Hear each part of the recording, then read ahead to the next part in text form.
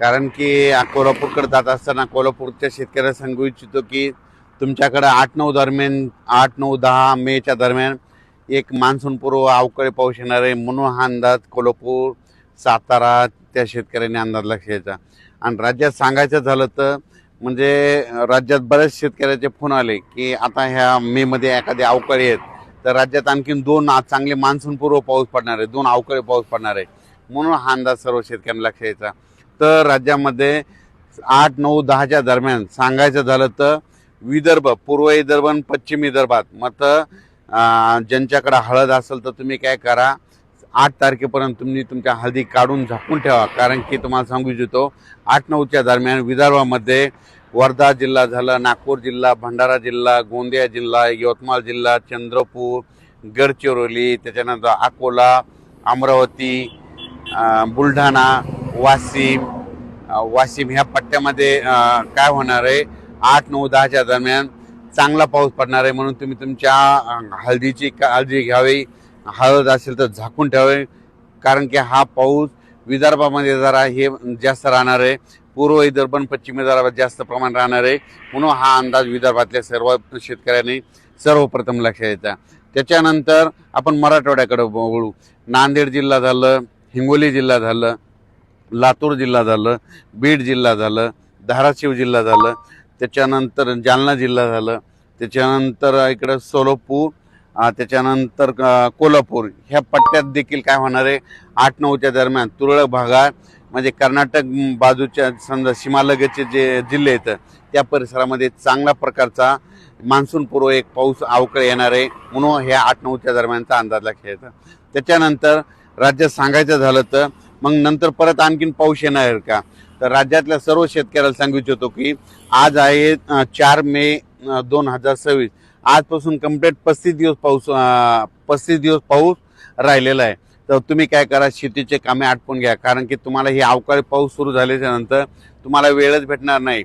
आणखीन परत एक सांगू इच्छितो की 14 मे ते 20 मेच्या दरम्यान चांगला राज्यात पावसाळ्यासारखा मान्सून पूर्व पाऊस येणार आहे म्हणून हा अंदाज सर्व शेतकऱ्यांनी लक्षात द्यायचा। मग ते पाऊस सांगायचं झालं तर जास्त पश्चिम महाराष्ट्राकडे म्हणजे सातारा, सांगली, पुणे जिल्हा, अहिल्यानगर जिल्हा, नाशिक जिल्हा, नंदुरबार जिल्हा, त्याच्यानंतर इकडं सोलापूर जिल्हा, त्याच्यानंतर बीड जिल्हा, धाराशिव जिल्हा, लातूर जिल्हा, जालना जिल्हा, परभणी जिल्हा ह्या पट्ट्यामध्ये चांगल्या प्रकारचा तो मान्सून पूर्व पाऊसमध्ये येणार आहे म्हणून तुम्ही शेतकऱ्यांनी काय करायचं, ज्यांची हळद असेल तर तुम्ही काय करा त्या 14 तारखेपर्यंत ते देखील अंदाज घ्या। त्याचा अंदाज 24 पुन्हा दिलेलाच जाईल पण राज्यात मात्र सध्या तरी 8-9-10च्या दरम्यान एक पाऊस येणार आहे आणि त्याच्यानंतर 14 ते 20च्या दरम्यान एक पाऊस येणार आहे। राज्यातल्या सर्व शेतकऱ्यांना सांगू इच्छितो की हे 8-9-10च्या दरम्यान हे पाऊस पडणार आहे ते सगळीकडेच नाही, फक्त पूर्व विदर्भ आणि पश्चिम विदर्भ आणि त्याच्यानंतर हे काही जिल्हे आहेत समजा कोणते, सांगली जिल्हा झालं, कोल्हापूर जिल्हा झालं, सोलापूर जिल्हा झालं, धाराशिव जिल्हा झालं, त्याच्यानंतर लातूर जिल्हा, नांदेड जिल्हा, धर्माबाद, आदिलाबाद ह्या पट्ट्यामध्ये जरा असणार आहे। पण 14 ते 20च्या मात्र बऱ्याच जिल्ह्यामध्ये जरा जास्त प्रमाणात चांगला पावसाळ्यासारखा पाऊस पडणार आहे म्हणून हे 14 ते 20चा देखील अंदाज लक्षात यायचा।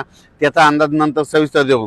त्याच्यानंतर राहिलं तर आता 2026 मध्ये बरेच शेतकऱ्याचे मेसेज येत आहेत की पाऊस कमी पडणार आहे का। 2026ला चांगला पाऊस पडणार आहे, जेमतेम पडणार आहे, वेळेवर मान्सून येणार आहे, मान्सून वेळेवर दस्तक देणार आहे आणि त्याच्यानंतर 7 जूनच्या दरम्यान मान्सून महाराष्ट्रात देखील दाखल होणार आहे म्हणून सर्वप्रथम शेतकऱ्यासाठी आनंदाची बातमी। पण यावर्षी मात्र परतीचा पाऊस मात्र जास्त धुमाकूळ घालणार आहे, परतीच्या पावसामध्ये काही ठिकाणी अतिवृष्टी देखील होणार आहे म्हणून हे देखील सर्व शेतकऱ्यांनी लक्षात द्यायचं आणि यावर्षी आपण आपल्या पिकाचं नियोजन लावायचं। यावर्षीचा जे पाऊस पडणार आहे हे जसं पिकाला लागेल तसाच पडणार आहे, जेमतेम पडणार आहे, फक्त परतीचा पाऊस मात्र धुमाकूळ घालणार आहे म्हणून शेतकऱ्यांनी लवकर येणाऱ्या जाती करा, लवकर येणारे पीक करा, असं करून तुम्ही तुमचं 2026चं नियोजन करा।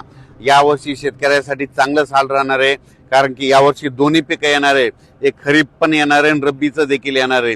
दरवर्षी दोन्ही पिकं येत नसतात पण यावर्षी सुरुवातीचा पाऊस कमी असल्यामुळे रब्बी देखील येणार आहे आणि खरीप देखील येणार आहे म्हणून ही सर्वप्रथम शेतकऱ्यासाठी आनंदाची बातमी। फक्त पावसाला आता 35 दिवस शिल्लक आहे म्हणून तुम्ही तुमच्या शेतीची कामे करून घ्यावी। धन्यवाद।